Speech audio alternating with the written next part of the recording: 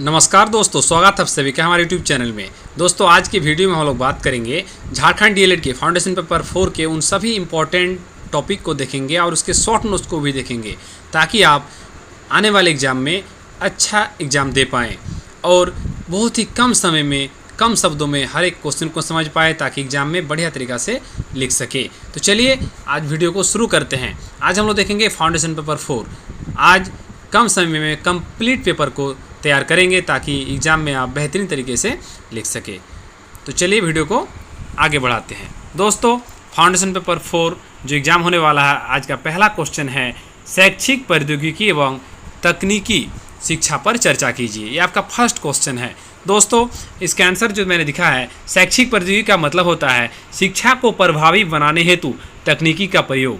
शिक्षा को प्रभावी बनाने हेतु तकनीकी का प्रयोग। उसके बाद साधन क्या क्या है, जैसे ऑडियो विजुअल, कंप्यूटर, इंटरनेट और प्रोजेक्टर। दोस्तों इसका काम क्या है, पढ़ाई रोचक और सरल बनाती है। दोस्तों तकनीकी शिक्षा जैसे व्यावहारिक ज्ञान, जैसे कंप्यूटर साइंस या प्रयोगशाला। तकनीकी शिक्षा में व्यावहारिक ज्ञान होता है, कंप्यूटर और प्रयोगशाला में मिलता है। दोस्तों आगे है कि आधुनिक समाज और रोजगार हेतु तैयारी करवाता है। दोस्तों निष्कर्ष यहाँ आप लिख सकते हैं, यह शिक्षा को आधुनिक और प्रभावी बनाती है। ये कुछ पॉइंट था जो कि आपका शैक्षिक प्रौद्योगिकी एवं तकनीकी शिक्षा पर आप लिख सकते हैं। दोस्तों अगला क्वेश्चन है कि शिक्षण उपकरण क्या है।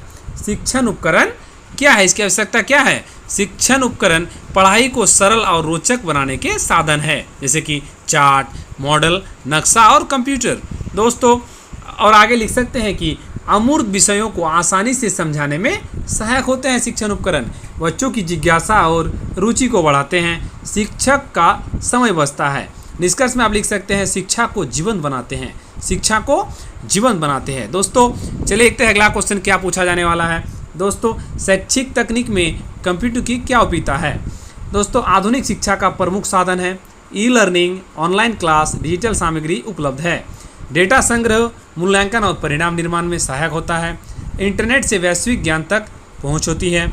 छात्रों स्वयं खोज और अभ्यास कर सकते हैं। यह है उसका कुछ पॉइंट। निष्कर्ष में आप लिख सकते हैं कि कंप्यूटर शिक्षा को सरल और तेज और रोचक बनाती हैं। दोस्तों अगला क्वेश्चन है सृजनात्मक एवं क्रियात्मक शिक्षा और न्यूनतम अधिगम स्तर को वर्णन करें। दोस्तों सृजनात्मक शिक्षा मतलब होता है नई सोच और कल्पना शक्ति का विकास करना। नई सोच और कल्पना शक्ति का विकास करना। क्रियात्मक शिक्षा का मतलब होता है व्यावहारिक अनुभव पर आधारित शिक्षा। दोस्तों न्यूनतम अधिगम स्तर MLL, हर छात्रों को कम से कम आवश्यक ज्ञान। दोस्तों इसकी विशेषताओं में जो आप लिख सकते हैं कि सभी छात्रों को बुनियादी जानकारी देना, मुहैया कराना, सरल और रोचक पद्धति का उपयोग करना, व्यावहारिक और सृजनात्मक ज्ञान पर बल देना। दोस्तों निष्कर्ष में आप यहाँ लिखिएगा कि यह बच्चों को जीवन उपयोगी शिक्षा देती है। दोस्तों नेक्स्ट क्वेश्चन है क्वेश्चन नंबर 5, कठोर उपकरण एवं मृदुल उपकरण से आप क्या समझते हैं। दोस्तों कठोर उपकरण वह है जिसको हार्डवेयर कहते हैं, जैसे भौतिक साधन, प्रोजेक्टर, कंप्यूटर, रेडियो, ये सब जो कठोर उपकरण है जो हम लोग हार्डवेयर जिसको टच कर सकते हैं। मृदुल उपकरण है सामग्री, मृदुल उपकरण जिसको सॉफ्टवेयर कहते हैं, जैसे ई बुक, ऐप्स, PPT, इसको हम टच तो नहीं कर सकते लेकिन उसका हम उसको अनुभव कर सकते हैं और उसका प्रयोग में ला सकते हैं। दोस्तों हार्डवेयर ढांचा है, सॉफ्टवेयर उसका कार्य है। इसको यहाँ पर अच्छा से लिखा है। निष्कर्ष दोनों शिक्षा के पूरक है। क्वेश्चन नंबर 6, राष्ट्रीय शिक्षा नीति 1986 और कोर पाठ्यक्रम क्या है। राष्ट्रीय शिक्षा नीति समान अवसर और गुणवत्ता, प्राथमिक शिक्षा अनिवार्य, महिलाओं और पिछड़े वर्गों पर जोर दिया गया है। और कोर पाठ्यक्रम में पूरे देश में समान शिक्षा स्तर, राष्ट्रीय एकता और समानता। निष्कर्ष शिक्षा को सार्वभौमिक बनाने का प्रयास किया गया है दोनों में।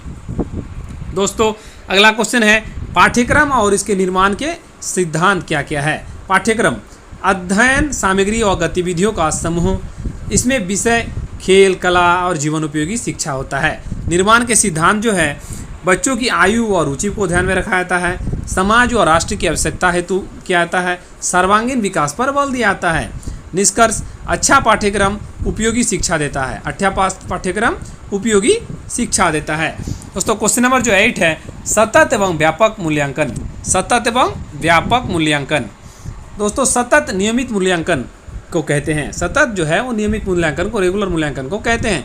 व्यापक मतलब होता है पढ़ाई, खेल, कला, अनुशासन, सबका मूल्यांकन, सब चीज़ों को मिलाकर इसका मूल्यांकन किया तो उसको व्यापक मूल्यांकन कहा जाता है। बच्चों की कमजोरियों का तुरंत पता चलता है। परीक्षा का बोझ घटता है। निष्कर्ष में है कि बच्चों का समग्र विकास सुनिश्चित करता है। अगला क्वेश्चन है श्रव्य दृश्य सामग्री और उसका क्या महत्व है। दोस्तों श्रव्य दृश्य सामग्री मतलब सुनकर और देखकर सीखने वाली सामग्री। सुनकर और देखकर सीखने वाली सामग्री को श्रव्य दृश्य सामग्री कहा जाता है। उदाहरण के लिए चार्ट, मॉडल, फिल्म, टीवी और कंप्यूटर। दोस्तों इसका महत्व जो है पढ़ाई को रोचक बनाती है, कठिन विषय को सरल हो जाते हैं, स्मरण शक्ति और जिज्ञासा बढ़ती है, शिक्षा का प्रभाव बढ़ाती है। अगला क्वेश्चन है हार्वर्ड स्पेंसर की 5 पद प्रणाली को आप कैसे देखते हैं। दोस्तों पहला है तैयारी, विषय और ध्यान को आकर्षित करता है। दूसरा है प्रस्तुति, नया ज्ञान देता है। संबंध, पुराने और नया ज्ञान में संबंध पैदा करता है। सामान्यीकरण, नियम निकालते हैं। और अनुप्रयोग मान व्यवहार में प्रयोग लाया जाता है। यह उसका 5 पद। दोस्तों निष्कर्ष में लिख सकते हैं आप शिक्षण को क्रमबद्ध बनाती है। अगला क्वेश्चन है हार्डवेयर और सॉफ्टवेयर में अंतर स्पष्ट करें। दोस्तों हार्डवेयर होता है मशीनी उपकरण जो मैंने बताया, कंप्यूटर, प्रोजेक्टर। सॉफ्टवेयर होता है ऐप्स और ई बुक्स। हार्डवेयर को स्पर्श किया सकता है और सॉफ्टवेयर अमूर्त होते हैं, इसको हम बस महसूस कर सकते हैं। दोस्तों दोनों मिलकर शिक्षा को प्रभावी बनाते हैं। अगला क्वेश्चन है कि माध्य, माध्यक और बहुलक। माध्य मतलब होता है मीन, मतलब संख्याओं का औसत निकालना माध्य कहलाता है। और माध्यक व्यवस्थित आंकड़ों का बीच का मान होता है माध्यक। बहुलक सबसे अधिक बार आने वाला मान बहुलक कहलाता है। दोस्तों मैंने इसको एकदम शॉर्ट में बोला है ताकि आप समझ पाएँ। बहुलक सबसे अधिक बार आने वाला को मान को बहुलक कहा जाता है। आंकड़ों का विश्लेषण और शिक्षा मूल्यांकन में ये सहायक होते हैं। दोस्तों मापन और मूल्यांकन, आवश्यकता और महत्व बताइए। मापन मतलब होता है छात्रों की उपलब्धियों को संख्यात्मक रूप में जानना। छात्रों की उपलब्धियों को संख्यात्मक रूप में जानना मापन होता है। और मूल्यांकन होता है ज्ञान व व्यवहार की गुणवत्ता का आकलन। ज्ञान व व्यवहार की गुणवत्ता का आकलन। दोस्तों यह आवश्यकता है, इसके प्रगति का पता चलता है, कमजोरियों की पहचान होती है, शिक्षण पद्धति सुधारता है। मैं इसका महत्व में आप लिख पाएंगे कि शिक्षा को परिणामदायी बनाना, शिक्षा को परिणामदायी बनाना। निष्कर्ष में आप लिख सकते हैं कि मापन और मूल्यांकन शिक्षा की सफलता का आधार है। मापन और मूल्यांकन शिक्षा की सफलता का आधार माना जाता है।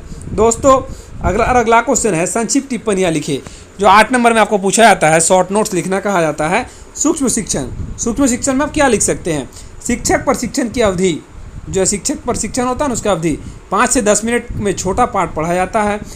कुछ ही छात्र और एक तकनीक पर ध्यान दिया जाता है, बाद में फीडबैक दिया जाता है। शिक्षक की दक्षता बढ़ती है, इसमें निष्कर्ष में है। रेडियो, रेडियो में आप क्या लिख सकते हैं कि शिक्षा और श्रव्य का माध्यम है, दूर दराज क्षेत्र तक शिक्षा पहुंचाता है, सस्ता और सुलभ साधन है, भाषा, संगीत, विज्ञान और शिक्षक में सहायक है, शिक्षा में सहायक होता है। निष्कर्ष में आप लिख सकते हैं शिक्षा का प्रभावी साधन। इंटरनेट ये महत्वपूर्ण है एकदम, आधुनिक शिक्षा का प्रमुख साधन है। ऑनलाइन क्लास, ई बुक्स, शोध सामग्री के प्रयोग में लाते हैं, वैश्विक ज्ञान की पहुंच पाते हैं, शिक्षा को तेज और इंटरेक्टिव बनाता है। दोस्तों निष्कर्ष में लिख सकते हैं शिक्षा का वैश्विक द्वार है। आंकड़ा, सूचना का संकलित रूप, शिक्षा में छात्रों की प्रगति और परिणाम जानने हेतु, निर्णय और योजना बनाने में सहायक। निष्कर्ष में आप लिख सकते हैं शिक्षा प्रबंधन का आधार है आंकड़ा। दोस्तों अगला है पाठ योजना, लेसन प्लान। शिक्षक के लिए पढ़ाने की रूपरेखा, उद्देश्य, सामग्री, विधि और समय लिखा जाता है। पढ़ाई को व्यवस्थित और प्रभावी बनाती है। निष्कर्ष में लिख सकते हैं शिक्षण सफलता की कुंजी है। दोस्तों ये कुछ इंपॉर्टेंट टॉपिक था और क्वेश्चन था, इसको मैंने एकदम शॉर्ट, जिसका आपको एकदम रिकॉल हो जाए, इन्हीं सब बातों को 1-2 बार पढ़ लेना है। इस वीडियो को अगर आप 1-2 बार देख लेते हैं तो आपको पूरा साल का काम हो जाएगा। दोस्तों उम्मीद करते हैं कि आपको ये शॉर्ट नोट्स अच्छा लगा होगा। फिर मैं इसी तरह से आने वाले पेपर का भी वीडियो बना दूंगा। अगर आपको वीडियो अच्छा लगा हो तो वीडियो को लाइक करें, अगर कुछ जानना हो तो कमेंट में ज़रूर बताएं। फिर मिलेंगे किसी नेक्स्ट वीडियो में, तब तक के लिए धन्यवाद।